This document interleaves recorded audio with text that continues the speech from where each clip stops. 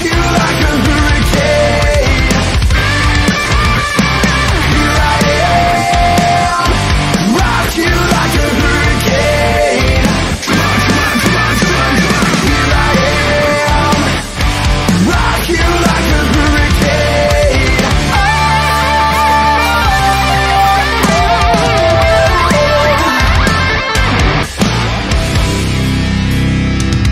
Coming up tonight on Max Wrestling.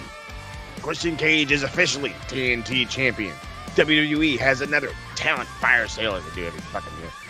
We predict this Sunday's WrestleDream, and Jade Cargill is officially signed to WWE. Don't start loving her now, you fucking e-suckers.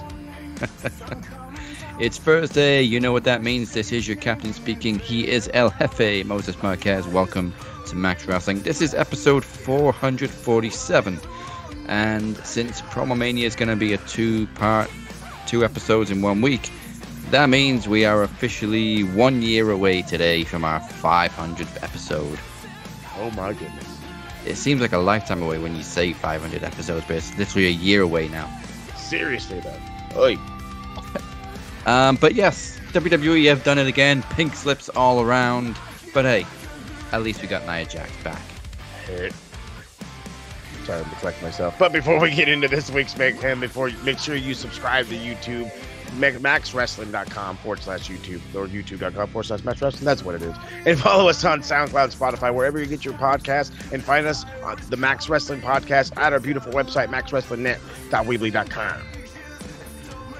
But first, let's take a look at the group recaps. Chris, very active again. Nice to see. He also commented on YouTube last week saying that he's trying to get people talking, which is exactly what we want from the Facebook group. Keep it up. Get them talking. I mean, let's kick it off right away with Jade, because like 4 or 5 people posted about it as soon as the news broke. It was huge. It came from Travis. It came from Chris. It came from DC. Jade Cargill is officially in WWE. I know we said last week that we were hoping it was bullshit, or it sounded like bullshit, but I guess she lied, saying she was happy working in AEW and it was the only place she ever wanted to work and blah, blah, blah, but whatever. I mean, I'm happy for her, but if she hadn't have said all that shit, then I'd be even happier. I don't like it when people say something and then do something else, but anyway. Huge loss for AEW. I don't care what anybody thinks about Jade. WWE are treating her like a megastar, so know that they're taking it seriously. Like, when's the last time they hired? I mean, Jade's only been going like 2-3 years. I'm about to say she's still fresh in the biz. She's very fresh. Fresh. They're treating her like they just signed Ronda Rousey again. Yeah, it's kind of nice. It's kind of nice. I will admit that I was in the same boat as you, because it was like, well, you said these things, so we felt like you're not gonna go anywhere. But in all reality, Kenny said it beautifully. Wrestlers are going to leave and go to other promotions. It's what happens. We're probably going to get some fucking former E guys. There might be some more AEW cats going to WWE. This is where it's like the walls of my company's better than your company. That, just break it down. Just stop. Enough. Like, again, I mean, we're about to start swapping the balls out of a lot of motherfuckers, okay? We're probably going to see Edge in AEW. Probably, so, like, we need to get used to this. This is going to be a thing. Yeah, somebody, the Wrestling World Facebook group would always say, this feels like WCW. I'm like, yeah, but positive, right? This is the positive one. Yeah, but it's very negative for Tony, because he has made he's lost a huge, I don't want to say a huge draw. I don't know how much of a draw Jade was in AEW, but the fact that WWE are like making this huge deal out of signing an AEW homegrown talent is a big punch in the face to Tony. It's a huge one. He took it a little personally and even fumbled over his words during the media scrum and the whole whatever. I can't comment on that. Which is what he does. It's just this fucking guy. And it's like, dude, we wish her the best in her future endeavors. That's it. You can be professional. Instead, you got to make it personal, and you made yourself look like a fucking idiot. But he let her slip away in the first place. I mean, this is probably his second biggest loss since Cody. Yeah. You I mean, should have kept Cody, because look at him you now. you should have kept Cody, but then again, you Cody couldn't wanted to give go. Cody what he wanted. Cody wanted an out. There was a lot of, you know what I mean? There was a lot. There was a lot in that one. It was like, it was like the Harry Kane kind of deal. You know what I mean? Like he says he wanted to be there, but motherfucker, the second he could dip, he was gone. Yeah. So, and it's fine. More power to him.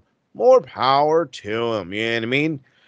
But in this instance as well, you had somebody that you could have made your AEW Women's Champion, put on a 100-day win streak. You had a female Goldberg that also had sex appeal,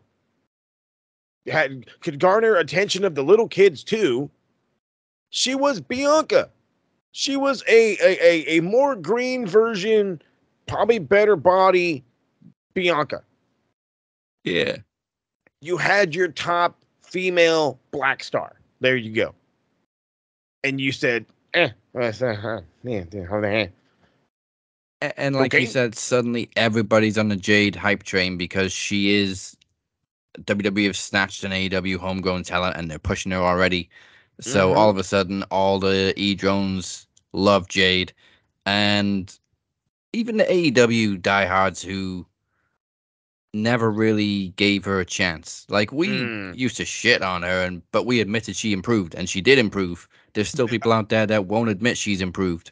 I was just gonna say, I was like, from where we started to where she got, and us following it, every time we seen her, we kept saying she's gotten better, she's getting better, she's getting better, she's getting better, to the point where it was, dude, fuck it, she's good. Excuse me, she's good enough. You know what I mean? I hate saying it like that because I feel like that's diminishing it. But it was, she's good enough to be your AEW Women's Champion because she ticks all the other boxes, but that like in ring one, you're like, I like half shade it. You know what I'm saying? But it still checked the box. So now watch her blow past NXT, watch her go right to the fucking main, watch her do minimal, and they will continue to build her. Oh yeah, there's no way they're promoting her like this and she's going to NXT. She's going straight to the main roster. Oh yeah. But like we said, her in-ring ability is fairly her weakest point. It's not terrible. It's gotten better, like we said, but it's her weakest point. But look at what's happened. WWE signed her and she's gone straight to the PC. And we've seen so many photos of her there day after day. No, she's putting in work just like she did in AEW. But that's the other thing. That's where I think it's going to make it easier for her. In AEW, it is the land of wrestling. And please understand that when I keep saying it to these people that keep thinking that these are the same kind of companies, they're not. They have a similar product that they give you, but they're not the same. AEW is wrestling. It is, what do you know? What can you show? How can you prove? Can you put on bangers? Blah, blah, blah, blah, blah, blah, blah.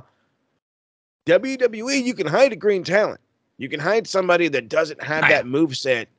Oh, there's a lot of them. Like the hell, I remember when Miz sucked ass. You remember when Miz sucked ass for like 10, 11 years? There you go. There's so many. But here, I mean, she can come in and within like 2 years, look at it. Look at where Bianca started, and look at where Bianca is now. And you're gonna have again somebody who's almost a carbon copy of her, but probably a little more. No, definitely a lot more attitude. More Amazonian. A little more. Yeah. It's gonna work. It's gonna work so well, but she's going to improve. They're gonna have the right people there. And again, none of this is a bag on AEW's coaching staff, on their anything. It is just, it's a different world. Yeah, WWE tighten all those bolts. But I can't explain Nia Jax. That's a different story. But the question is, when does Jade debut? Tony Gonzalez commented she's going to be the reason why Becky loses her title at No Mercy. I mean, are we going to see her on TV that quickly? No Mercy's next week, I think. NXT champion. Yeah. So you're going to have her be NXT champion? Or just cost her the belt? Yeah, she ain't going to NXT, but I don't think we're going to see her on TV that quickly. No. Maybe she goes right after Becky when she does debut. I mean, it's not a bad thing, but if the Punk rumors are also true, I say keep it till Survivor Series, and you got 2 big not debut, return debut, return, whatever. Yeah. Re-imaging, I don't know, whatever the fuck you want to call it. But yeah, no, I like that one. And I also think that that's probably the best move because when is Survivor Series is November? November Yeah. 20. Oh, that's fucking. That's what 3 months, not 2 months. Yeah, just let her hang out for 2 months. Let her learn the E way. You know, this is how we do it here. We're not so much about the this. We're so much about the this. You know, let her get to their style, their speed, if you will, and then yeah, show throw her out there over Survivor Series. Have her debut at Survivor Series, and then if Pepsi Phil shows up, well, that's on you guys. I don't give a fuck. Do you know what though? I've noticed they're teasing it, if they are teasing it, the same way AEW did. They're not really referencing him. They're just they are, but they're doing it in a Mm. subtle way. They keep dropping the best in the world lines, just like Darby Allin did before Punk showed up. So I imagined, hopefully, if he does re-sign with WWE, which would be shocking, Mm-hmm. it almost is a carbon copy of Rampage. It's gonna be like in Chicago for Survivor Series. They're not going to announce him, but everybody's going to know he's going to be there, kind of thing. Yeah. Yeah, I think you're right, dude. I think you're right. Oh God, Is it I'm in the not same looking arena forward to it. too, No, or is it Allstate? did they do the Allstate? Do they? No, they do the O2. No, is that right? Rampage was the United Center, I think. The There you go. Survivor That's Series what in the Allstate. Yeah, actually, yeah. That's got to be right. So I think that's a bigger arena, right? Yeah, Okay, they're not allowed to do the big ones. They might get a bigger pop than Rampage, but that's going to take some beating. Well, yeah, it's gonna have more people in the building. Semantics. There's somebody screaming right now. Oh, well, they paper the building and whatever. So another one from Chris on the group. It's been 4 months since WWE introduced a second world title on the main roster. Have WWE done a good job establishing a new world championship? I say absolutely, especially with the absence of Roman Reigns. It's worked out beautifully. It's worked out beautifully. You've had the Seth Rollins. You've had somebody be able to parade the championship, defend it, put on good matches. The whole everything. You've made that belt well more relevant than Roman's. Yeah, I honestly don't give a shit about the undisputed title right now. I haven't given a shit about it in years, but I mean, like in all honesty, like that's the belt I want. If I'm Cody, I want the fuck. I understand your dad wanted the WWE. That Yeah. belt's gone, motherfucker. That belt's gone. All right. But that World Heavyweight Championship looks like the fucking shit right now. All right. That looks like the prize of all the prizes. And I'm going to be pedantic for a second. Roman Reigns isn't beating Hogan's record, and he hasn't beaten other records either because he's only had the WWE title for like 500 days. It's the Universal title he's had for over 1,000 days, which doesn't really mean have a shit. history. It's like 5 years old. Exactly. It's so fresh it doesn't mean crap. But That's then just me again, being pedantic. there you go. I was about to say. Except for you people out there that don't know what pedantic means, he means smart ass. He's just being a smart ass. Yeah. But we got into this with Phoenix because Phoenix is a big Roman fan. God damn it, Feeney. And it was just like, look, it was impressive up until Mania, but he's done shit since Mania. Mm-hmm. He's probably appeared like 6 times. And I saw something funny this morning that Cody has been booked for 9 straight cities in 4 days in December. Like there's a couple of days he's doing 2 cities in one day. Fuck so like, yeah, baby. He's doing more cities in 4 days than Roman, the undisputed champion, has done in 4 months. The longest reigning undisputed champion. Oh, but he's back next week. Well, tomorrow night. Wanker. Yeah. But it was fun, like the first couple of years of his reign, but it's gotten boring now because A, he's never on TV. He's defended the title once since Mania. And I get it, they used to do it back in the day with Hogan and Bruno, but it's not the fucking 80s anymore. But you also had, and I don't mean to cut you off, they also had like 15 other cats that could fucking hold the show on their own. You don't have that. We now have 3 weekly shows 12 monthly pay-per-views, if not more. Part-time champions is just not great anymore. It doesn't make sense anymore. If you want to stick to like one TV show and a pay-per-view every 3-4 months, fuck it. Hey, knock it out, bro. Do you, big dogs. But you guys are out everywhere. You can't do this. The biggest reason why it doesn't work is because you have so much. There's so much out there. You're literally shoving your own content down our throat. And the guy that is supposedly the face of your company is nowhere to be seen. So why should we give a fuck? When was his last appearance? Like 6 weeks ago? 4 weeks ago? I want to say more towards 6. I don't want to say it was 4 because what did he do 4 weeks ago, if anything? The whole Jimmy thing still. Yeah, he was there when Jay confronted Jimmy, and then there was the whole Jay super kicked everybody and said, "I'm out." Was that like a month ago? No, that was Oh, about I mean, a it was month ago. before Backlash. Yeah, a month ago. Let me take a look when his last date was. But again, that's the issues. We have to go on a fucking dog hunt out here looking for when the last time Roman showed his goddamn face. Yeah, that's your undisputed world champion. Again, that's your quote unquote face of the company. This is why fucking Cody is so beloved right now. This is why Seth is so fucking beloved right now, because Seth literally has multiple fucking storylines about how his back is hurt, his neck is hurt, his knees hurt, his fucking big toes got stubbed real bad. The guy is a literal walking injury. He's a walking, just bruised up man. He's taped up to all hell. Look at all the guys in AEW taped to holy shit. He's still going. Yeah. And Roman, who's healthy as a fucking horse, is hanging out at home watching Georgia Tech lose on Saturdays. So Roman's last match was SummerSlam, which was August 5th, and then he was on the following SmackDown for the whole Jimmy confrontation, which would have been the 11th. Ago. So 1, 2, 3, 4, 5, 6, 7 weeks ago tomorrow was his last appearance. Fuck off.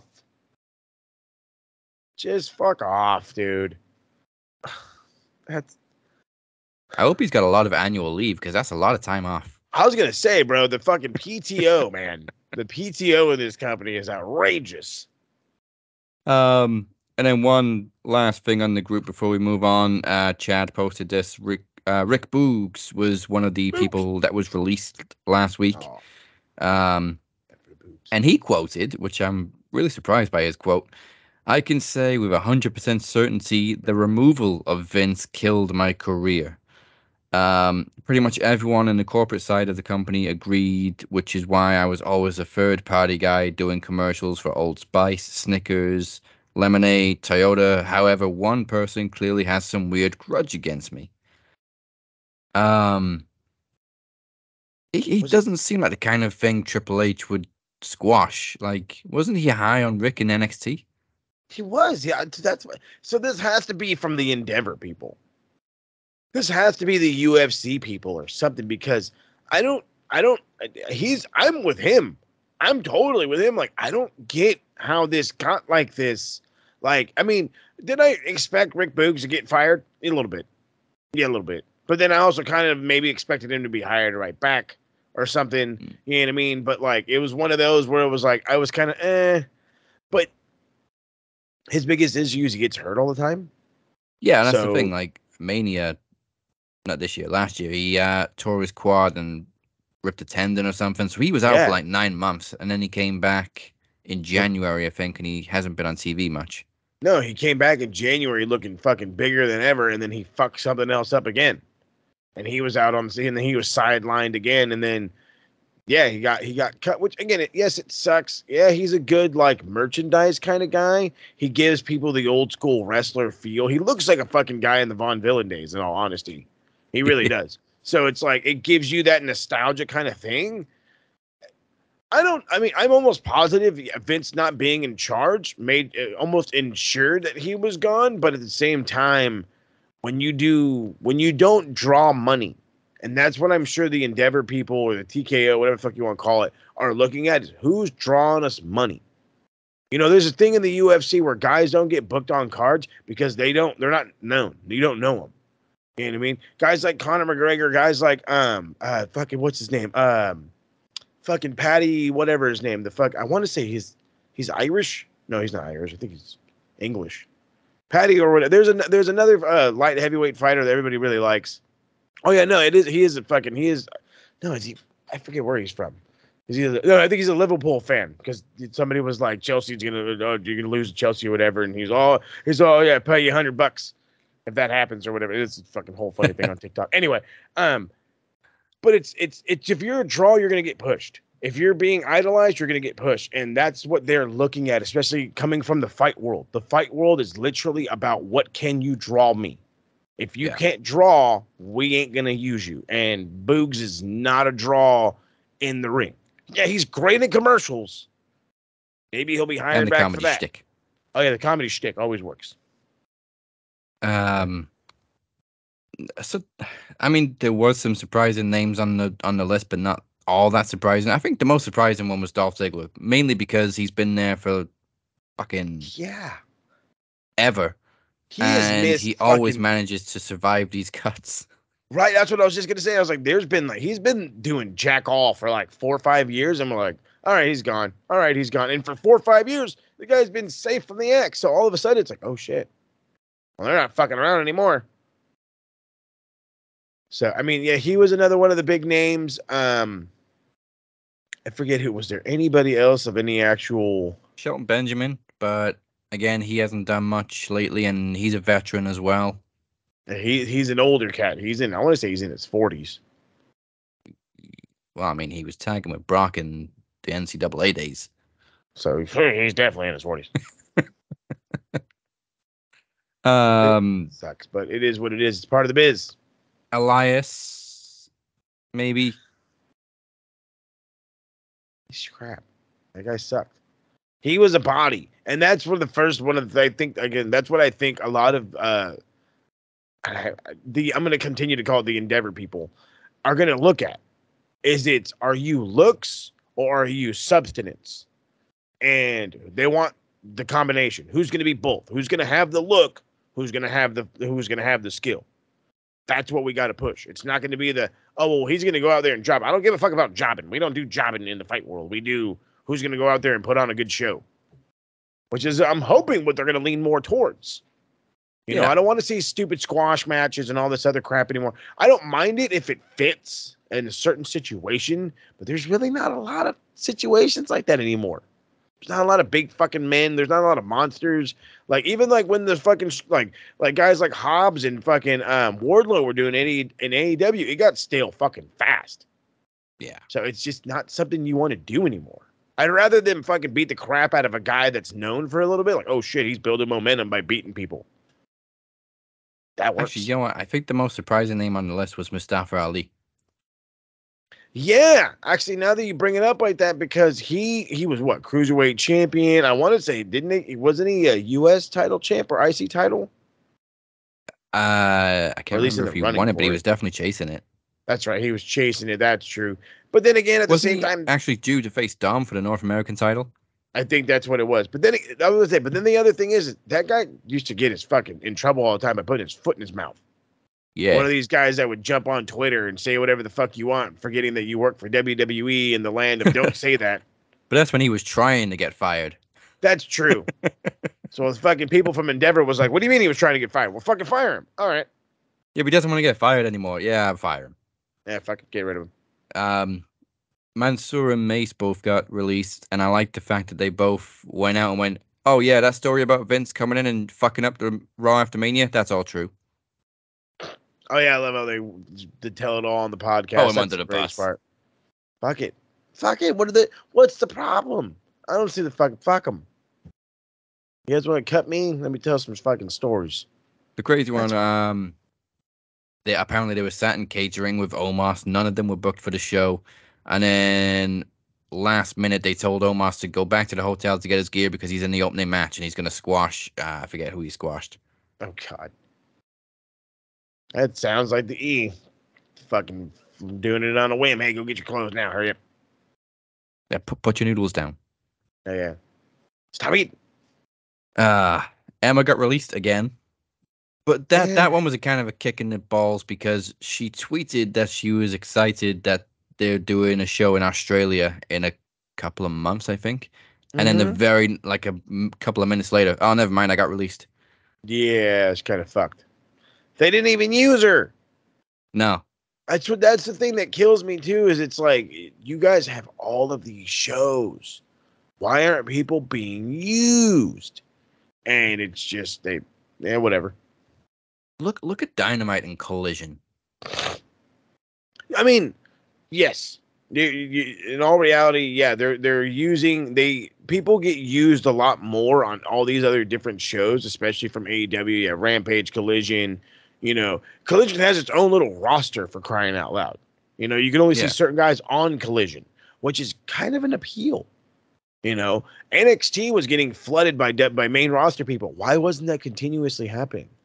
Why wasn't there more of them? Why wasn't there like the Emmas in there? Like, Emma could have did great back in NXT. And as a modern day veteran in NXT, whether that be putting over women or winning something, it could have been better.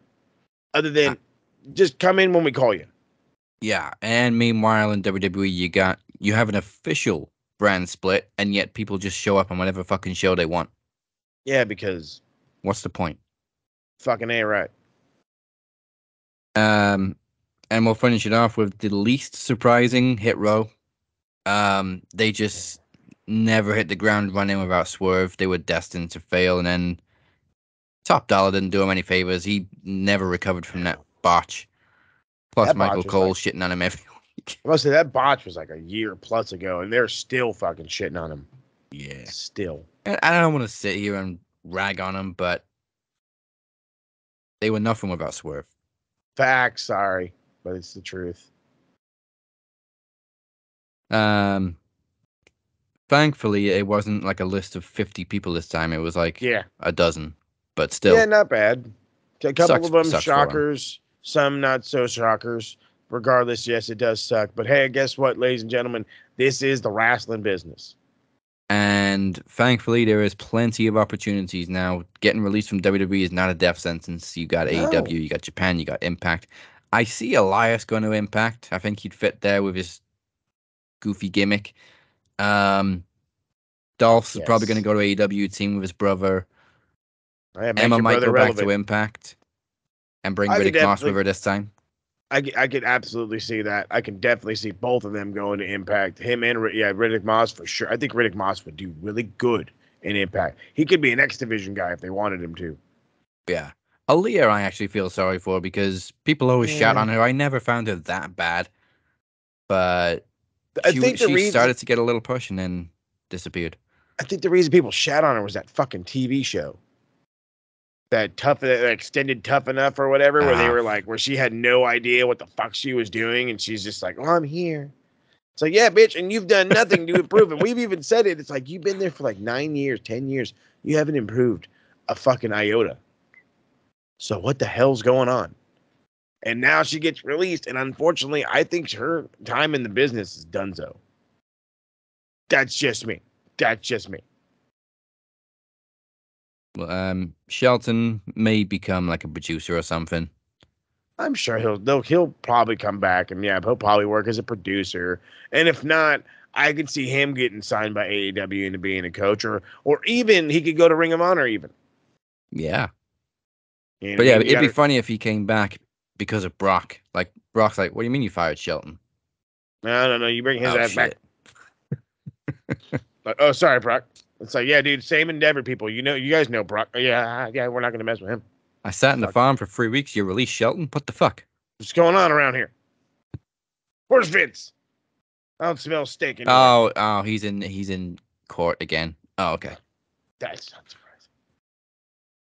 All right, that's pretty much the group recap. It was a lot of the same news this week because it was a big news week with the releases and with Jade signing. So there we go.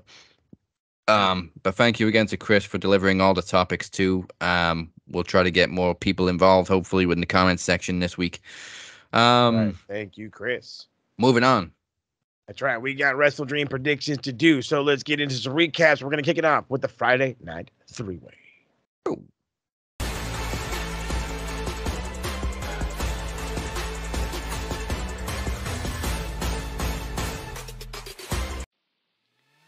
The 1000th episode festivities continued last week as we kicked things off with an Ultimate X match.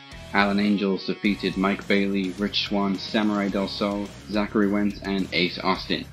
Angels immediately announced after the match that he will cash in his shot against the X Division champion Chris Sabin next week. Jake Something defeated Dirty Dango with Chase Stevens as his special guest timekeeper. Backstage, Steve Macklin complained to Santino Marella about Rhino costing him a Feast of Fire briefcase last week, and out of nowhere, gets gored again. Kenny King is disqualified against Eric Young when Young is attacked by Sheldon Jean. Unimpressed, however, Scott D'Amore turned it into a tag team match with himself and Eric Young reforming Team Canada once again. But, once again, a run-in by Dina and Khan causes another disqualification. This time Sharkboy restarts the match, making it an 8-man tag match and brings out America's Most Wanted. Finally, Team Canada and AMW defeat Kenny King, Sheldon, Dina, and Khan. Backstage, we get the results of each Feast of Fire briefcase from last week. Crazy Steve begins with a shot at the Digital Media Championship. Moose receives a World Championship shot, and Chris Bay's briefcase contains a tag team title shot, which inevitably and very sadly means Yuya Uemura is fired. Heartbreaking. Josh Alexander defeated Trey Miguel before firing shots at the world champion Alex Shelley. As the two got face to face, Alexander made it his official challenge. He wants Shelley for the world championship at Bound for Glory. And in the main event, 10 knockout tag team match, Awesome Kong, Gail Kim, Jordan Grace, Mickie James, and Trinity defeated Angelina Love, Deonna Purrazzo, Savannah Evans, Giselle Shaw, and Tasha Steelz. I know, no Velvet Sky in action. Well, that Impact has been left, and now for a quick visit to Rampage. Alright, different little area, but let's do some cool stuff in the background and let's jump into Rampage. So this is from last Friday, obviously. Sting and Darby Allin defeated Christian Cage and Luchasaurus, as setting up this lovely triple threat match that they have just the next night. The team of the Handsome Devil Hook, Orange Cassidy and Chris Statlander defeated the team of Anna Jay, Daddy Magic, and Angelo Parker. Sammy Guevara is officially welcomed to the Don Callis family, and Jericho is coming looking for revenge. He gets attacked by Takeshita. Sammy, and of course Don Callis, because he's a bastard and has to get some shots in. That's when Kenny Omega with a lead pipe comes in to make the save.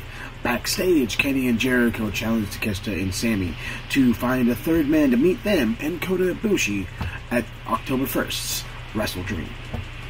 The very creepy team called the Righteous defeated the Best Friends, the Hardys, and the Kingdom in a #1 contenders match for the Ring of Honor tag team titles. They will go on to face Adam Cole and MJF. And obviously, as you guys know, there are some changes to that, but to continue onward here, Julia Hart defeated Sky Blue. Willow Nightingale saved Sky from further attack because Julia has absolutely lost it. And I can't wait for her to be TNVS champion. Mike Santana. It's weird saying him without being Santana and Ortiz. He defeated Dirty Bulk Bronson, I believe is the former Bear Bronson. He gets stared down by Ortiz after the match, and I'm sure we're going to have a one-on-one in between them sooner rather than later. And in the main event, it was the Hunbucks that defeated the Mogul Embassy to win the Ring of Honor 6-man tag team champions. This is not the first time they've won them, so congratulations to the Bucks, and to the Jacksons, and to the Hankster. And now let's switch gears, drop it into third, if you will. Let's go to SmackDown. On SmackDown, John Cena opened the show confirming he would team with AJ Styles, but they're interrupted by Solo Sikoa and Jimmy Uso, and the two teams prepare for battle before Solo and Jimmy walk away. Backstage, AJ and Cena try to get the match made official, but Adam Pearce once again says it's complicated. Alba Fire and Isla Dawn finally return to television and put the women's division on notice. Santos Escobar and Rey Mysterio defeat the Street Profits, much to the disappointment of Bobby Lashley. Austin Theory goes on a rant about not getting credit for his segment with The Rock getting so many views before security pull him away from the announce desk. Backstage, Adam Pearce has a contract for Fastlane. Jimmy Uso says they will sign it later on in the evening in the ring. A confused Paul Heyman calls Roman Reigns. Io Sky defeated Asuka to retain the Women's Championship with interference on both sides from Bayley and Charlotte still trying to play face. Austin Theory and Grayson Waller defeated the Brawling Brutes, and in the closing segment, John Cena joined Adam Pearce in the ring. However, AJ Styles is attacked backstage by Solo and Jimmy. John Cena and the OC go to check on AJ backstage as he's taken away in the ambulance. Meanwhile, Jimmy and Solo trash the ring before Cena runs back and gets into a brawl with Uso and Sikoa standing tall at the end of the show. Now, we're on a collision course with AEW because Saturday is Fight Night.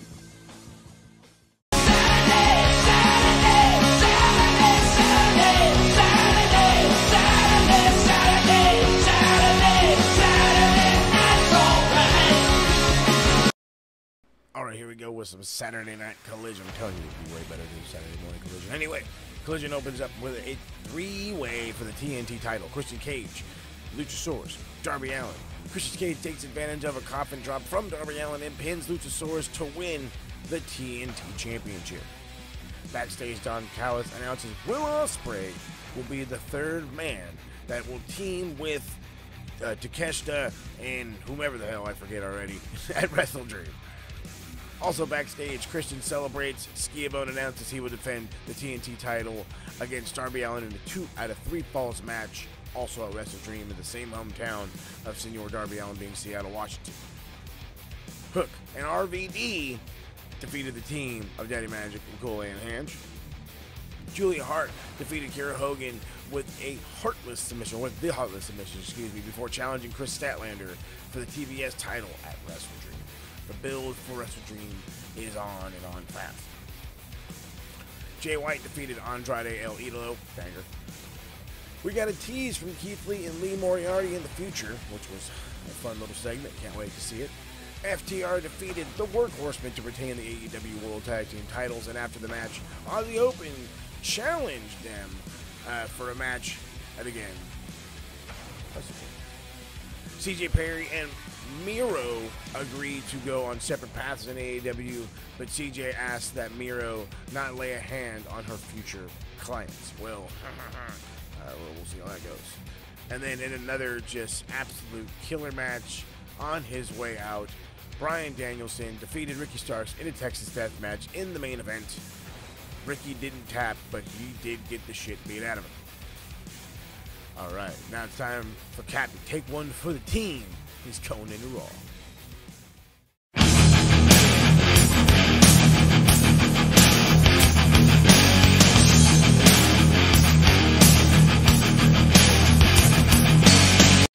Raw once again kicked off with Cody Rhodes, who again tried to explain his reasons for bringing Jey Uso to Raw, but was again interrupted by the Judgment Day, minus Rhea Ripley. Priest says that Cody makes everything about him, and Dom tries to speak, but, wait for it, is drowned out by boos. As Cody becomes surrounded, he's backed up by Jey Uso, followed by Kevin Owens and Sami Zayn. JD McDonough stands for the Judgment Day along with some steel chairs, and chaos ensues. Looks an awful like a game of war. Bronson Reed defeated Otis. Backstage, Becky Lynch gave some advice to Tegan Nox. Tegan then bumped into Natalya as they argue in Adam Pearce's office.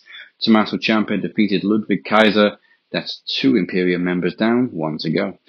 Tegan Nox defeated Natalya with Becky on commentary. In the ring, Seth Rollins offered Nakamura one last chance to challenge him again. Nakamura finally accepts, but only if it's a last man standing match. Dirty Dom defeated Dragon Lee to retain the North American Championship. In the ring, Nia Jax, blah, blah, blah. Thankfully, Zoe Stark interrupts. They brawl, and then Nia beats Zoe in a match. On Miz TV, The Miz attempts to stir the pot between Drew McIntyre and Cody Rhodes. The New Day interrupts, and Jey Uso once again becomes topic of conversation before McIntyre gives Miz a Glasgow kiss. McIntyre then defeated Kofi Kingston, but after the match, McIntyre chooses not to help Kingston when he's attacked by Ivar.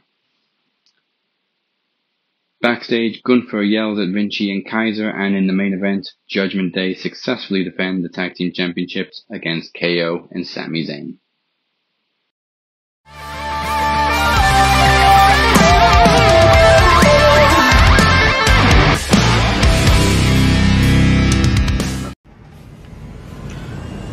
Let's make it short, sweet, to the point.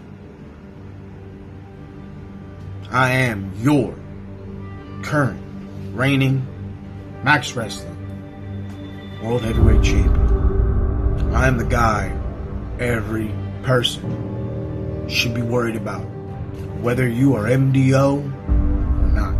He's already proven twice that he can't be trusted. He used Chris to screw me over.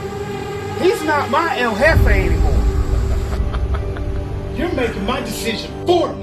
I'm coming after Chris, and then I'm going after El Jefe.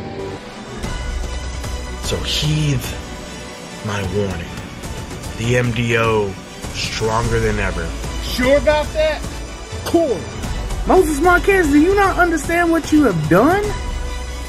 But here at Max, you gotta earn the belts. And let's just say that maybe, just maybe, we'll use this as a representation of my world championship.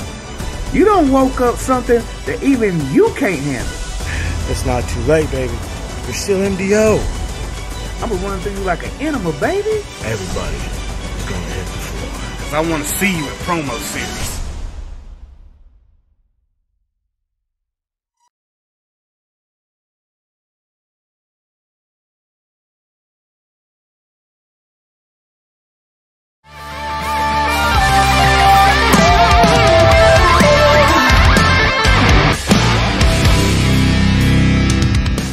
Welcome back to the Cap and Mo Show. Once again, drop us a like, a sub, a follow, do it all, and go to maxwrestlingnet.weebly.com to learn more. Still to come, predictions for the first ever WrestleDream this Sunday. Sunday. But first, let's go back in time with a little bit of This Week in Wrestling History. Doo-doo-doo.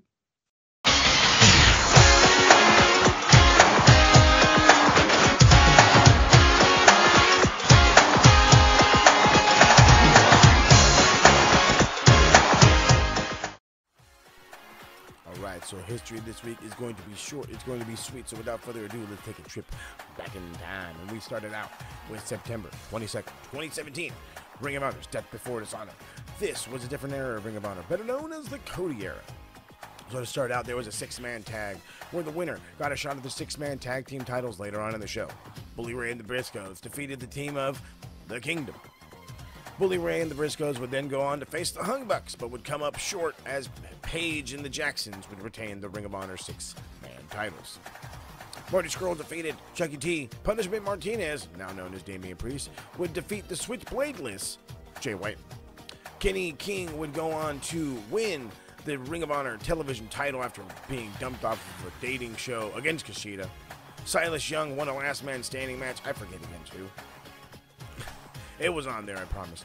The Motor City Machine Gun would defeat the Young Bucks to win the Ring of Honor tag team titles. Yes, that was the second match of the Young Bucks for the night.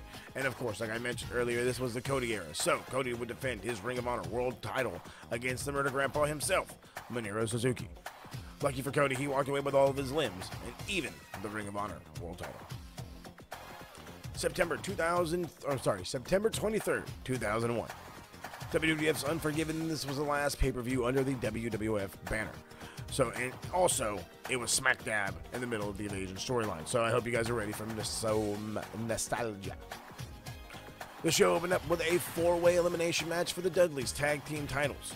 The match featured the Dudley Boys, obviously, the Hardy Boys, the team of Spike Dudley and the Big Show, as well as the team as the Hurricane and Lance Storm. But the Dudleys pulled out the W and walked away with the belts in hand. Perry Saturn defeated Raven. Quote the Raven, nevermore.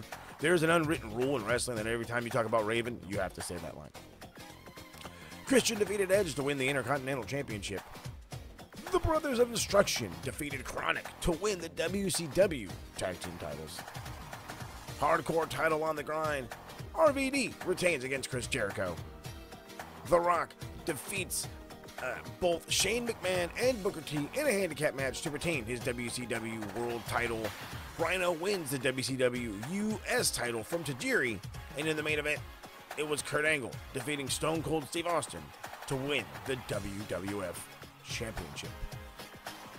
Here we go, back-to-back shows when it goes down for the E. September 24th, 2017, WWE's, almost said F's, WWE's No Mercy. The show opened up with an IC title defense, and it was The Miz who walked away still champion as he defeated Jason Jordan. RIP to Wyndham Rotunda, and it was Finn Balor defeating Bray Wyatt. That's going to happen for at least another few months, so get used to it. Dean Ambrose and Seth Rollins retained their tag team titles by defeating Cesaro and Sheamus. Alexa Bliss overcame the odds as she retained her Raw Women's title in a Fatal 5-Way against Bayley, Emma, Nia Jax, and Sasha Banks. Roman Reigns won the respect of the man that can't be seen, John Cena, when he defeated him in a match that went over 20 minutes. Enzo Amore, yeah, that guy. He won the Cruiserweight title with a low blow and a roll-up against Neville for the main event. We saw an absolute hospital meat slapping meat, big man meat batting. And if any of that actually made sense. Brock Lesnar against Braun Strowman. Lesnar threw the monster among men around, humbled him, beat him silly in about 9 minutes to retain the Universal title. So let's have some fun and let's go old school. The original Super Clash was a promotion put on, or is a promotional pay-per-view, I should say, put on by the AWA, and it would take on matches from multiple different promotions. And there would be features from guys from Japan, it would be NWA, you name it. So, to start it off, 13 matches. It's going to take a minute. Let's get into it.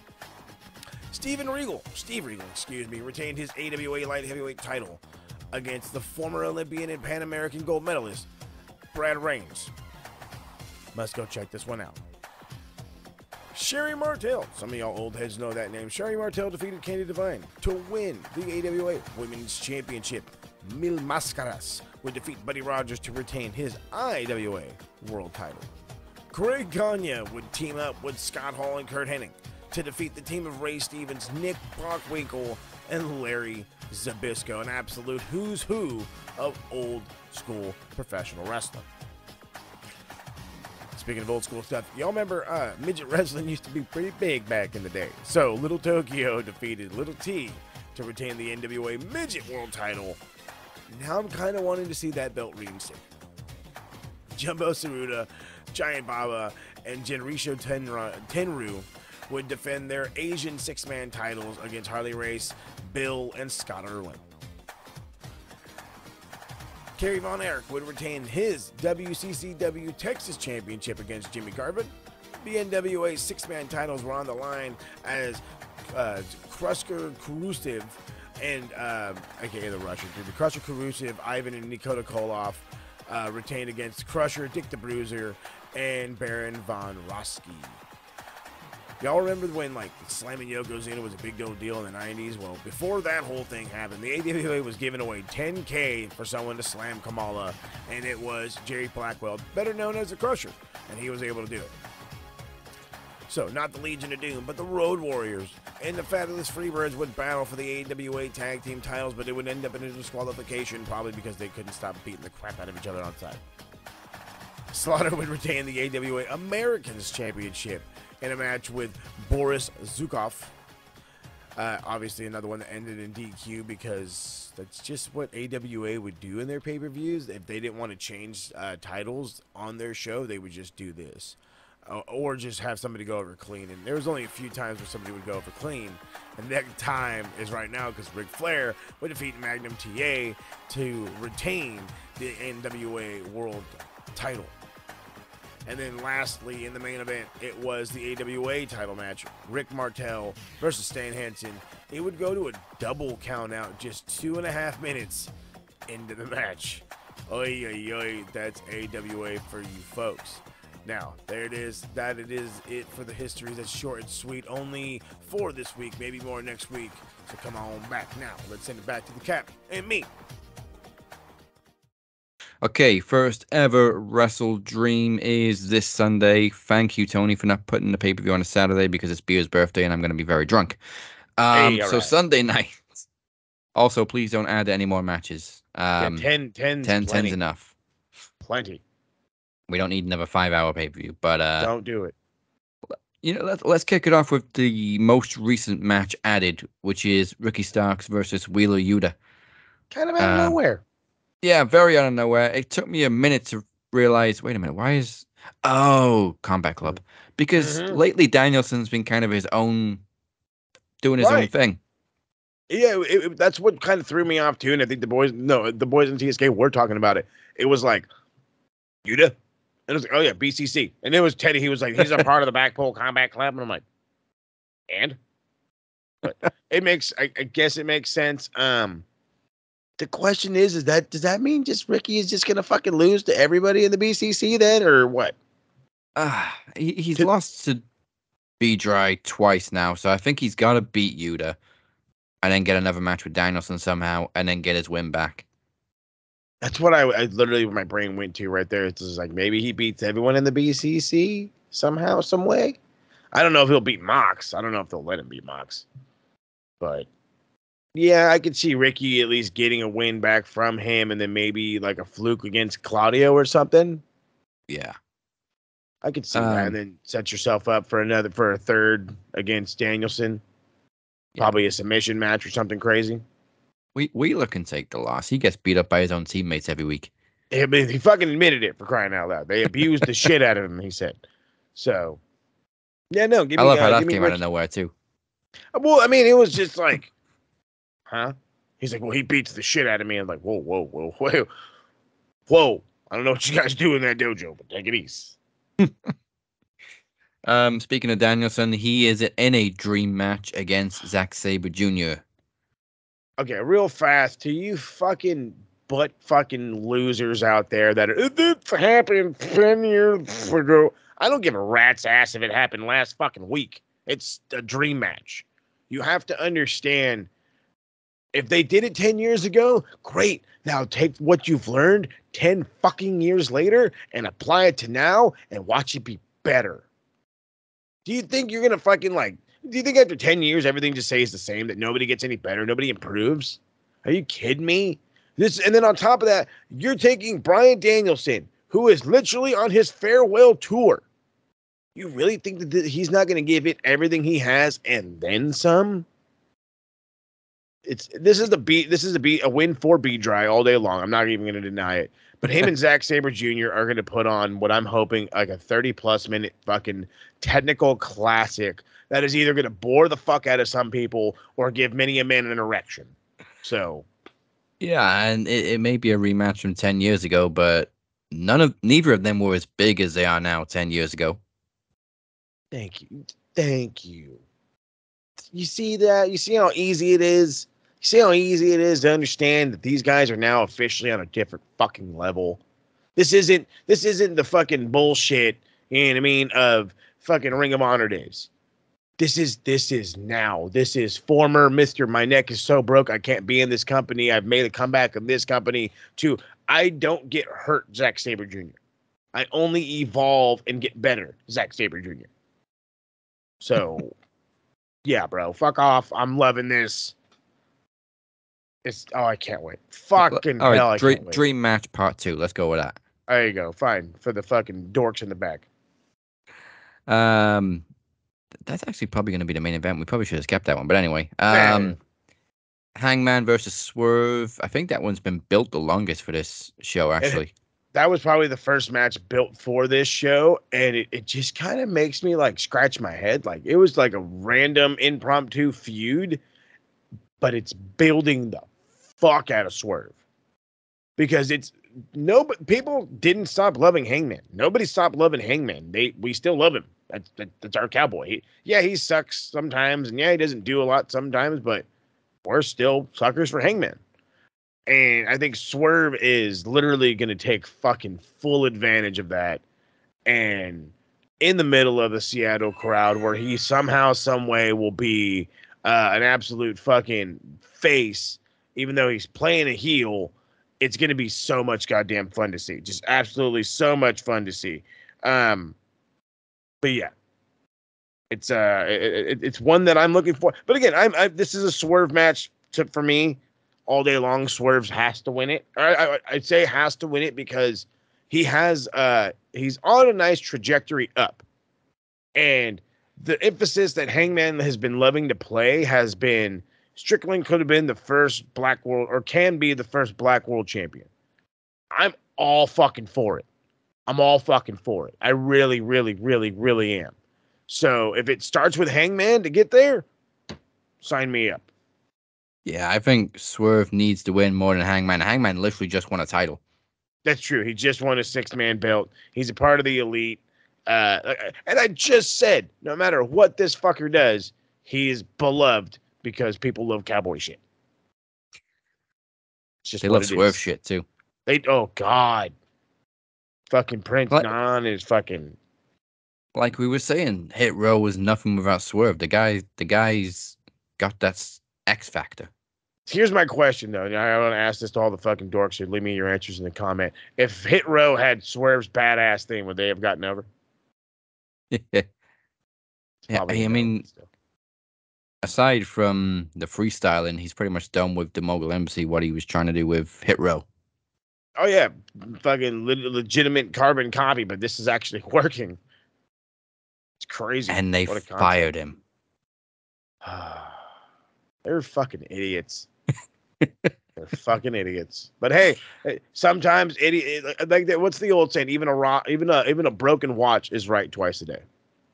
This is true. Okay, we have 2 tag team title matches, but one of them is actually a tag team match. So FTR versus Aussie Open rematch for the AEW tag team titles. Fucking drooling. Oh my God. This is a hard one because this is again one of those where maybe we could just base off of FTR being FTR, but you can't keep burying Aussie Open, man. They're too fucking good, and you know they're too fucking good. But I don't know if now is the time. And it's not because like FTR is just that good or they're whatever. They're not even stale or anything. FTR will always forever be beloved by the people, especially as champions. But I just don't know if the iron is hot enough to strike for Aussie Open. I know they can't keep losing, but I don't know if you have to have them win now. Maybe they can win later. I mean, I do know that they're going to have something called Title Tuesday coming up soon. For all we know, there's some chicanery in this motherfucker, and then they have to push it for later. So just because my gut says it, I have to go with FTR, even though I desperately want Aussie Open to win it. I just don't. I just think we're just a smidge early. A smidge. Looking at the card, I can see like half of the titles changing hands. Oh, for sure. And the ones I can definitely see changing hands are a bit more predictable than this one. So yeah, I'll go with FTR to retain 2. But I'm with you. Aussie Open need some kind of big win soon because they just lost the ROH tag team titles and they've been in quick fashion. Yeah. It was a quick turnaround. So yeah. Hopefully there's a rematch of FTR down the road. Please. Please, please, please. Come on, TK. Right. Eddie Kingston versus Shibata for the ROH World title and the Strong Openweight title. Shibata's also the Pure Champion. Pure Champion? Yep. Yeah. Pure Champion. Golly. The fact that I remember vividly watching this man almost kill himself against Kazuchika Okada to then go, I think it's been 9 years, 8-9 years. I want to say it's really been that, maybe not that long exactly. Not a million, so don't quote me. I want to say over 5 years for sure. And in that time, again, and I've said this before, we weren't sure this motherfucker was going to walk. We weren't sure he was going to fucking talk, let alone take fucking bumps. And he opened up a dojo and he helped pitch this fucking thing. And now the belt he fucking created gets to come home to daddy. And it sucks because Eddie just fucking won the thing. But I think this is a perfect time to pull that fucking trigger. This is that hot button right now because you can then have a rematch with Eddie Kingston again. You can do it again. You can do this all over again.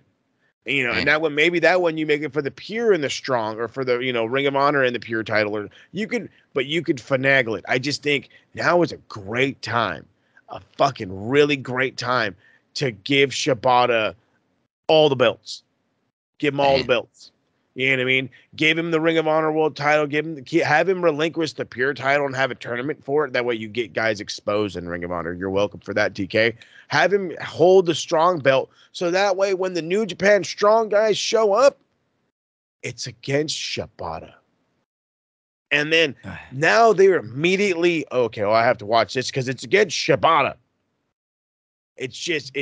You have an opportunity to take a giant star, give him all your gold, and say, go to this company, and defend that belt, come back, defend this belt in this company, and just be the greatest thing since toasted slices bread. So I'm all for it. I know Eddie just won it. I'm sorry, Eddie. Give me Shibata. Ride the fucking lightning. Man, if it was just the openweight title, then I'd probably agree. I just think it's a dick move to take the ROH title off him so quickly. Like 2 weeks later? Yeah. Oh, why are they both got to be on the line? Right? If it was just strong, I think it'd be too easy, but it is one of these. It's one of those. So I don't know. But I just love the Shibata momentum. I'm loving Eddie's momentum too. That guy's earned his flowers. Let's keep the world title on Eddie. I'm going with Eddie Kingston. Okay. That's one of those ones where I'm torn, bro. So trust me. I hope you're right. This one I definitely see changing hands. TBS title, Chris Statlander defending against Julia Hart. Who would have thought Chris Statlander was going to be a stale world champion? She started off really well. It was hot. She had momentum. People wanted to see her. And then they saw her and remembered she was Chris Statlander, and they fell off. And it sucks. But Julia Hart has come out of motherfucking... I don't want to say nowhere. So let me stop myself. I almost got crazy. She hasn't come out of nowhere. She's been so in the shadows that her randomly winning a belt never thought to happen. And now that it could possibly happen, or should happen, I should say, got me giddy on the inside. Yeah. And I love it. She was like the creepy witch in the corner. Yeah. And all of a sudden, she's a title contender because she's just been winning matches left, right, and center. This week alone, Beer earned 9 points in the fantasy league because she won a match on Rampage, Collision, and Dynamite. Ooh, she's points, baby. She's points. She's like Holland out here just fucking getting it. But again, Iron's hot as fuck. Hot as fuck this Iron is. And I get it. We love Chris. I know we do. And I get this is still a little early. But again, it's the Iron is hot as fuck right now. This is a great time to help the push. You know she's getting attention. Give her more attention. Give people more of a reason to want to watch Julia Hart because she's the TBS champion. Yeah. So yeah, I'm with you. Give me Julia Hart. Plus, Brody said himself, the pain is gonna keep coming unless she gets her title. So, for the sake of the women's division, let's give Julia some gold. Please, bro, because you know what I mean. Like, I don't know what Brody King does. He was scaring me just yelling at her, "Get up!" I'm like, oh god. I mean, yeah, I think no disrespect to Chris, but I think her time ran out a while ago. Like we were so sure Ruby was gonna beat her. Yeah, it just felt because it felt like, and this is not a dig, but she kind of feels like a transitional champion. Like, hey, we're going to give you guys what you want because we know you guys want Statlander to be champs. Here you go. But you're going to only hold it for a little bit. It's also kind of weird how they brought Jade back for one match just to lose to Chris again.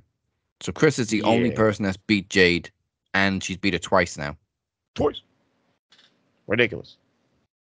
I, And then it's funny because then she'll probably turn around and lose to Julia Hart. Which again, it's Yeah. like I mean, maybe it was Jade's idea. Like, hey, you want to come back for one match? Yeah, but I want to put Chris over again, and in a proper match this time, not like a that would be very impromptu professional match. of her.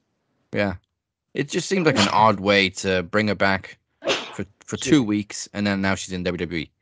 Yeah, weird shit. But So that's 2 for Julia. I don't want to get cursed, so give me Right? Julia. please don't. Happen.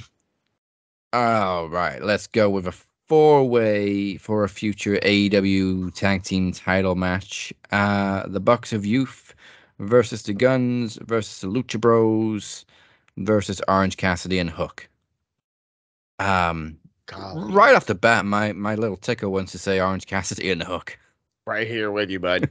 Right here with you. I'm so in love with this goddamn team. They're so awesome, and it's such a makeshift fucking just bunch of weirdos. But I love it. I love how Hook just goes from bromance to bromance. Right? Like he is the Ryan Reynolds. Like you got to have a bromance with this guy. You got to. It doesn't matter who you are. It's fucking everybody has to have a bromance with Hook. Just how it works. Hey, you get free snacks. Hey, come on. Who could pass up free snacks? No, I love this. I think it would be good because in all reality, we've seen the Bucks in FTR. We've seen Lucha Bros in FTR. We've seen the Guns in FTR. We haven't seen Orange Cassidy and Hook against FTR. And if I remember anything correctly, these guys being FTR, Dax and Cash work super, super, super well with guys that aren't tag teams. I don't know why. I don't know what it is, but they bring out the best in motherfuckers like that. And I think that's a great move. You just he just lost the IT title. Hook has the FTW title, but he wants gold. So why the fuck not? I mean, we just talked about FTR is going to have to lose it at some point, and maybe it ends up being against Aussie Open. Maybe Aussie Open's a transitional champion, which I really hope not. But who knows? All I know is if they win this, they have to win the belts. But if it's the Bucks, if it's the Guns, if it's the Lucha Bros, they can lose that title match. Yeah. I mean, FTR have been great champions, but I think when you have to think about when they actually won the title, that tells you that maybe it's time for a new champion. Right. It has been a minute. Again, Bucks have the belts. The Guns, I kind of don't hate that. Don't really care for the Lucha Bros right now, just because I think they've got better shit to do on their own, right? Well, yeah, I mean, Ray Phoenix, accidental international champion. Right, accidental for sure. I don't know how long he's gonna hang on to it, but we'll fucking see. I'm still stuck with Hook and Orange, so give me the makeshifters. They need a team name. They do. I can't think of one that mashes up their names as well as Hook's previous tag teams. Handsomely Squeezed. That works. There we go. Let's go with Handsomely Squeezed. Love it. I mean, it also works because Taz used to wear a lot of orange. There you go. Oh, what else we got? TNT title, 2 out of 3 falls. Christian Cage versus Darby Allin. Dad is dead. Fucking Christian Cage. God, I love you. I fucking used to hate the shit out of you. You're fucking awesome. Swerve time. Here comes Edge. I mean, as a heel though? No, he's gonna cost Christian Cage the belt. Yeah, okay, that makes more sense. He's gonna be pissed off at him. I don't know what he's gonna do, what he's gonna say, how they're gonna introduce him, whatever. But I am absolutely, positively, 100% in the idea that Edge will be in AEW, whether it be this pay-per-view, the next pay-per-view, whatever have you. He's coming. Christian Cage winning the belt to then lose the belt is ironic comedy, and I fucking love it. I think he'll throw a fit like a giant baby, and I have to see it. Remember when he used to do those actual tantrums and Yes, that's what I'm saying. He's gonna do he's gonna go back to the old Christian days and throw a goddamn fucking temper tantrum, and it's gonna be the funniest shit we've ever seen. But I think this is where maybe a masked Edge is the guy that does the interrupting. Yeah, Christian's temper tantrums became such a thing that you could do them as taunts on the video games. Oh, they were the best. Oh god, they were the best. Fuck, I miss those days. And I used to hate Christian back then. But those were the best. Oh, fucking hell. His transition from fake champion to real champion just to lose the title makes it easier to deal with too, because technically he's been carrying that title for weeks, even though he's only just won it. Yeah, I mean, he made the comment himself on Dynamite that, hey, I've been TNT champion for weeks. This just made it official or whatever. It's like, oh, fuck off. But it was a great line. Still a great line, but fuck off. Christian's been awesome. He has been, but at the same time as he's been awesome, we kept talking about when are we going to give Darby Allin the belt back? When are we going to give Darby Allin the belt back? This is it. And this is it. Like I said, it's going to personally, I'm saying with the swerve of the week, whatever the fuck you want to call it, is Edge debuts, whether he be masked or unmasked, and he's going to cost Christian Cage the TNT title. Oh, yeah, because he had that weird diamondy mask. Yep. So I don't know. We can see what the fuck is going to happen. I just think that that's more in the cards than less in the cards because everybody on the East side says he's going to AEW. They're positive he's going to AEW. Well, guess what? When everybody was so afraid that Jade wasn't leaving, they were so damn sure that she was coming. So right now, I believe a lot of what they fucking say. And if they think he's leaving, I don't see why Tony Khan's not going to pony up the dough. Even if it's only to wrestle once in a blue fucking moon, because I don't think that that's what Edge wants to do. I just don't think he wants to be in the back. If I'm going to be here in this company, fucking use me. Whether I'm talking or I'm not, fucking use me. Because how many times did he get injured and then return in WWE in this last run?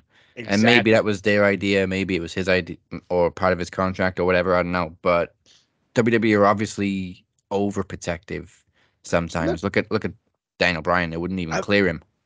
He wouldn't get cleared for years. And then when they did clear him, they were super cautious. And he didn't have a very good run because they were so goddamn cautious. And then he's like, all right, I'm out of here. Gets immediately cleared and goes fucking balls to the wall. And I'm not saying this because I know his personal medical history or whatever, but from the looks of it, the kid's fine. Yeah. You know what I mean? He's fine. He's going to pay for it as he gets older with a walker or some shit, but he'll be all right. And okay, yeah, maybe it's a good thing that they're overprotective, but if they can go, they can go. If they can go, they can go. I love that. Don't argue with the doctors. Nope. But even without Edge, I think it would make sense for Darby to win the title again. Storyline wise, and also because he's overdue another title run. This is true. This is true. Darby Allin is a hot commodity right now, and crowning him your TNT champion, putting him on all the shows, it's only going to be a plus. Plus, that backstage segment was awesome. Yeah. And unlike Jade, I believe Darby when he says he's a lifer. Mm-hmm. That I do. He's probably going to be in a wheelchair before WWE make him an offer anyway. And that's okay. That's all right. Yeah. Okay, we've got 2 tag matches left. 6-man tag, Jericho and the Golden Elite versus the Don Callis family.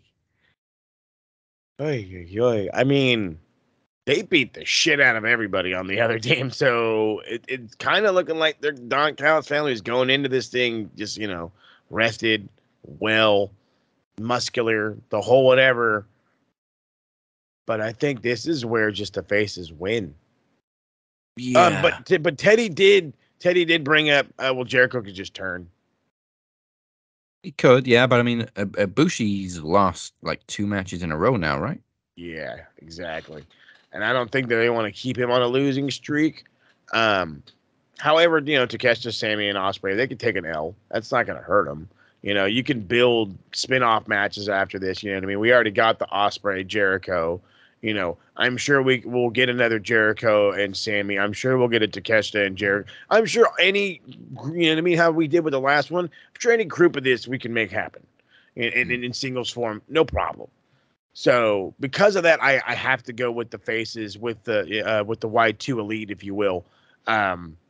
Just because I think that's first off, Kenny could use the dub, Kota can use the dub. It's not so much about Jericho. It's more about Kenny and Kota. And they need a win. They need momentum. Plus, if Jericho turns, where do we go from there? Exactly. Fucking standstill. That's where we fucking go. And I gotta be honest, I didn't like the dojo segment last night. I thought it was kind of weak. It was very weak. Yeah, some of the shots were weak, very slow moving. I don't know what went wrong with it. Super. Maybe it was rushed or something. I don't know, but it just didn't didn't seem very realistic to me. I think they literally like talked it over, and Don like explained it in English, and they were just like, "All right, we're gonna bumble through it." Takeshi's like, "You know, I speak Japanese, right? Don't worry about it, Takeshi. I got it." Actually, the only shot that did look convincing was the kettlebell. Yeah, big time. That one for sure. It was like, other than that, it was very weird because they went out there to try to they had a fight. You know what I mean? Takeshita and Kota had a fight. They started rolling around and they were going for grapples and they were throwing some jiu-jitsu shit. Fucking Don Callis sounds like a fucking MMA coach. Go for the top, go for the choke, go for the shut the fuck up, Don. God damn, you're annoying. And the student was like, "You don't even go here." Oh yeah, and then he got knocked out in one fucking punch, fucking dork. But yeah, kettlebell shot was awesome. Yeah, but the rest of the segment could have been better. But yeah, who are we to comment? Heard that. And it's probably not going to be the main event, but it's the only match we got left. So Adam Cole broke his ankle, or did he? MJF is now defending the ROH tag titles in a handicap match against the Righteous. But so at the end of the show last night, Jay White gets beat up by a bunch of masked dudes. Mm-hmm. And the leader seemingly has MJF's devil mask. Ooh. Now, the most logical conclusion I can come up with, and also probably the coolest, is that it was the Kingdom, and they've been playing everybody all along. Ooh, I didn't think that could have been Roddy. Oh, that could be Roddy under the mask. I didn't think of that. I thought it was Adam. Because, well, yeah, Adam. That's but my thought. It was like, yeah, this is Adam getting revenge for his buddy, and wasn't there 4 of them? Yeah, that's what. So it would make sense to be the Kingdom. That would, yeah, and then maybe he joined them, and they're all beating ass. I mean, he did leave with them. He did leave with them. So maybe Adam Cole's not really injured, or as injured as he says. I mean, in all honesty, we've seen the dude twist the motherfuck out of his ankle, but I don't know if he broke it and tore liggies.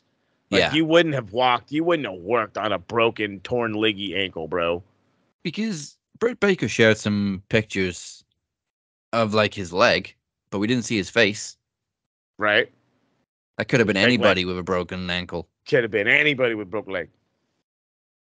I mean, we're just fancy booking here, but I love how Dirt Sheet Radio posted a picture of Adam Cole and MJF in the locker room, and you could see the mask in the background, and they were like, "Look, Adam Cole had the mask." Wait, no, they were sharing a locker room. That was Wembley. MJF literally wore that mask that same night. I was like, that was a Wembley shot. What are you talking? Like, I could recognize the seats. I'm like, what are you doing? But yeah. Anyway, I mean, it still could be Adam Cole. That's what I'm leaning. But regardless, this is a great little addition to this story. Now, does the masked person help MJF? Does Adam Cole come out and miraculously make a quick recovery without surgery? You know, does Roddy try to be his partner or something? Like, what cool swerve can we get out of this? And I feel like one's coming. I do not think this is going to end up as a handicap match. I think somebody will show up to team with MJF. Somebody. Maybe Rod. Like I said, maybe I don't Roddy. know. I'm thinking maybe it's gonna still be a handicap match, but these masked guys jump in and help MJF win. I like that. But speaking of MJF, since the whole Jade thing, I've seen so many people jump on the train that MJF's going to jump over next year too. He's not going anywhere. I can say, I know we were wrong about Jade, but I can say with much more certainty that MJF's not going anywhere. He's got everything he could possibly want in AEW. And he's not stupid. He knows he's never going to get to be MJF in WWE. No. They can try to make him a watered down version of what he already is, and I assure you that he's not going to want that. And it's just could, and now this is the ultimate question for the quote unquote experts that do a podcast and the YouTubes and the blah blah blah blah. Could MJF do good into WWE? A fucking dressed up turd could do well in the WWE if it pushed in the right direction. I'm being dead ass.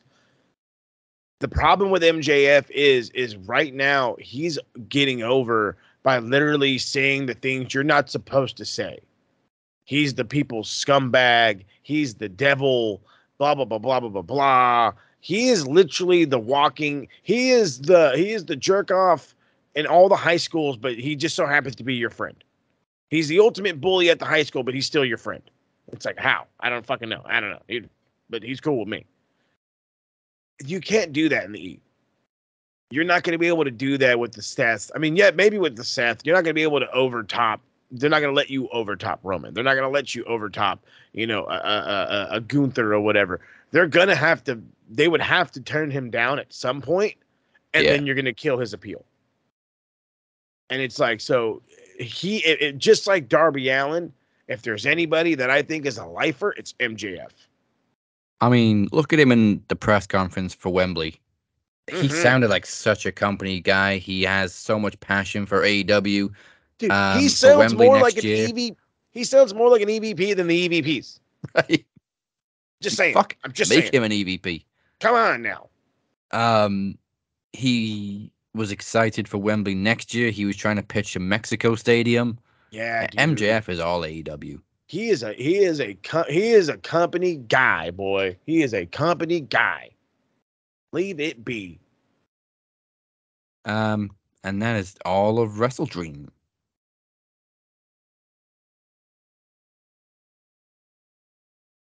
Chris Reed accepts he will get his shot at your Captain's TV Championship on our Halloween special, October 26th, exactly a month away.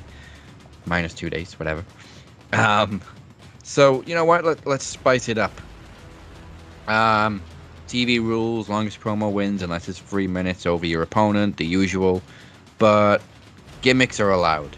Oh. Camera cuts are allowed. Let's just go with the time. Everything else is legal. Oh, wow. That's because a good one. You can't really do a Halloween promo without special effects. It's Halloween, baby. Got to be in the spirit.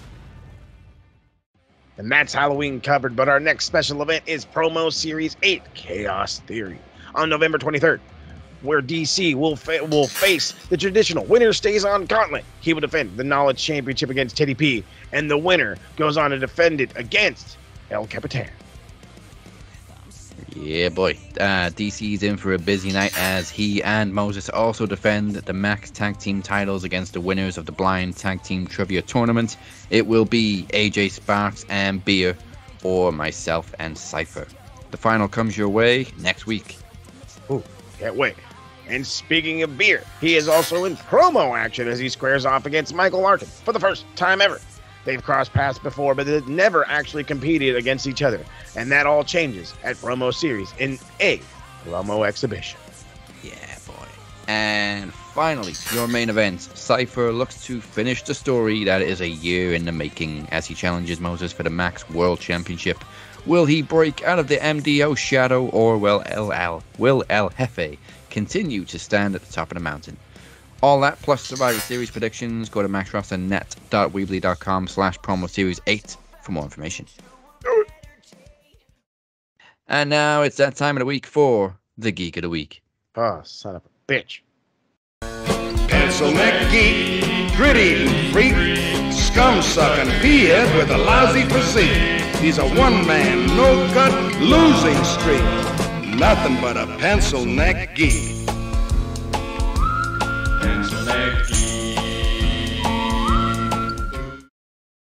right, this week's Geek of the Week. We're not stumbling, we're not bumbling, and we definitely don't have bad feed. It's the sound guy, it's TK. Fuck it. It could even just be AEW's full-blown production this week. I don't know who you want to blame it on. TBS, you want to blame it on the Colorado Air. I don't give a shit what you blame it on. So all falls on the guy in charge being TK. We do podcasts for fun. And we do every now and again at times have technical difficulties. And every now and again that happens. But guess what? We're able to fix it. How you had that many issues, audio, thank God they were all audio, no visual, but like that many fucking issues on your 2-hour show, nobody's probably attempting to fix anything. I get you sending out an apology, but like, what in the fuck, dude? That was bad. That would drive away viewers. I promise you that. So I'm hoping not a lot of people went away, but like just sheer stupidity, not checking your chords, not checking your levels, not doing whatever you need to do in the sound room. Tony Khan, get you guys in line. You know what? I think Tony might be in line for Geek of the Year. The amount of times he's been Geek of the Week. Well, I mean, you have this, you have the media scrum where he sounded like a child. You have some of these other incidents where he looks bad, you know, and I do remember there was a time where we said that this guy could almost do no wrong. And now we're looking at it and it's like, you need people around you. It is time to get real people, not yes men. Not yes men. Like, because that's what Vince's mistake has always been. He always hires the yes men. You need people around you. They're going to tell you when you're fucking doing wrong. Yeah. Or when you need to shape up. And guess what, bud? You need to shape up. Marks and B-Dry. Make them AVPs too. Fast. Oh, God, please. All right, now time for this week's MVP of the week.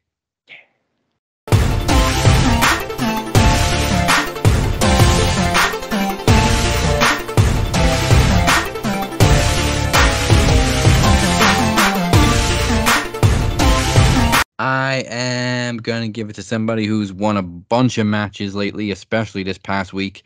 Somebody who's getting pushed and may be a champion this time next week. That being Miss Julia Hart. Yeah, Julia. Little evil sweetheart. Mm-hmm. She's awesome. I hope she wins the TBS title. And if not, you guys fumbled. Yeah, it's perfectly set up. It really is, though.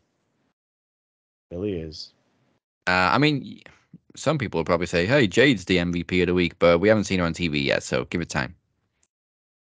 I'm sure when she debuts, she will be. I must say she's MVP in her own mind. She's got all this money and all that shit, so fuck it. Who cares? She's good on her own. Yeah, MVP is for who's made the biggest impact on TV this week, and that's Julia Hart. Yeah. So thank you for joining us. I hope we rocked you harder than Jade Cargill rocked Tony Khan. Before we go anywhere, here's what Moses has for you Pencil Neck Geeks this week on the A to B of Retro Rewind. Oh.